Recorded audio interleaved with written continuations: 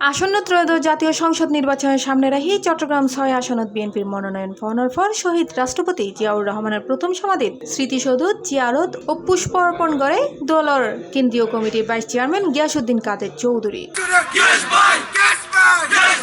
ডিসেম্বরের ৫ তারিখ শুক্রবার বিএলএ সাইটে রাঙ্গুনিয়া উপজেলা জিয়ানগরের দলীয় নেতাকর্মী ও সমর্থকদের উপস্থিতিতে ও শ্রদ্ধা নিবেদন করে।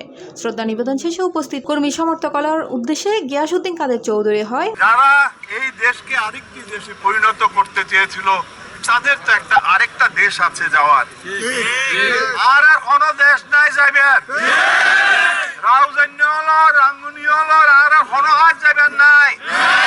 এই দেশের মধ্যে আর একটা মরণ পড়িব, এই দেশ রক্ষাকরণ পড়িব, এই শপথ আজিয়া এই জিয়ার মাজার তুন লইয়ারা আর বেতন বাইরে হইম।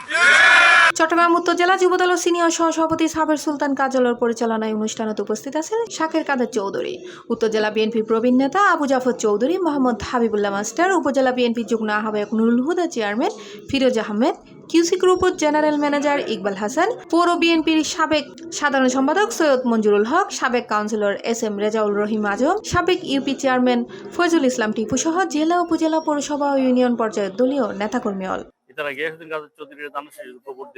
আশা আল্লাহ আশা পূরণ করছি, আল্লাহর হাজার শুকরিয়া আদায় করি।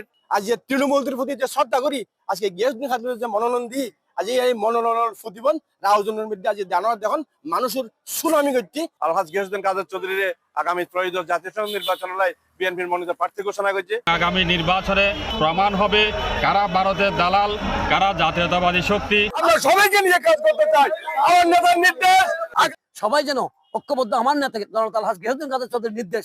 এর আগে জুমার নামাজের পর রাজানা ১৪ ইউনিয়ন পৌরসভা ৯ ওয়ার্ড এবং রাঙ্গুনিয়া বিভিন্ন এলাকাতুন হাজারো নেতাকর্মী চট্টগ্রাম তাপবিদ্যুৎ কেন্দ্রের সামনে সমবেত হয়। বিএল ল্যান্ডতুন মিছিল সহ মনোনীত প্রার্থী গিয়াসউদ্দিন কাদের চৌধুরী এলই জিয়াউর রহমানের সমাধিসৌধ যাত্রা করে। ফয়রাহির ১৯৯৬ সালত গিয়াসউদ্দিন কাদের চৌধুরী সর্বশেষ চট্টগ্রাম ৬ আসনত বিএনপির সংসদ সদস্য নির্বাচিত হয়। এবারও নির্বাচনে তার পাশাপাশি বিএনপি চেয়ারপারসন ও উপদেষ্টা কাউন্সিলের সদস্য গোলাম আকবর খন্দকারও মনোনয়ন প্রত্যাশী আছিল। চলতি মাসের নভেম্বরের ৩ তারিখ ঘোষিত প্রথম ধাপের প্রাথমিক তালিকায় এই আসন প্রার্থী নথা হলে দলীয় মহলতুন শুরু সাধারণ মানুষের মধ্যে আলোচনা তৈরি হয়। অবশেষে ডিসেম্বরের ৪ তারিখ বিয়াক জল্পনা কল্পনার অবসান ঘটে গিয়াসউদ্দিন কাদের চৌধুরীরে প্রার্থী হিসেবে ঘোষণা করা হয়। C plus TV, Chittagong.